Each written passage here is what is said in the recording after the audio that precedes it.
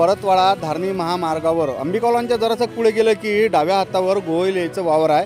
त्या ठिकाणच्या एका झोपडीत एका महिलेचा संशयास्पद मृतदेह आढळून आल्यानं एकच खळबळ माजली आहे। आज सकाळूनच हे गोष्ट उघडकीस आली असून घटनास्थळी परतवाडा पोलीस स्टेशनचे ठाणेदार संदीप चव्हाण याच्यासोबत त्याची संपूर्ण टीम दाखल झाली असून त्या संपूर्ण घटनेची चौकशी करण्यात चालू आहे। आज सकाळी बातमी अशी आली की गोयल्याच्या शेत शिवारात एका महिलेचा मृतदेह त्या बेडवर असलेल्या अवस्थेत दिसून आला।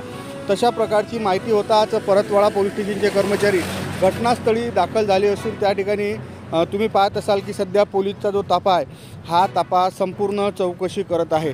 आता सकाळचीच हे गोष्ट असून सदर महिलेचा मृत म्हणजे ते मयत कशाने झाली याचा शोध घेणं म्हणजे चालू असून सध्या ब्रेकिंग न्यूज गावरान 92 येत आहे की परतवाडा धारणी महामार्गावर डाव्या बाजूने गोयलच्या शेत शिवारात असणाऱ्या झोपडीत एका महिलेचा मृतदेह संशयितरित्या आढळून आला आहे।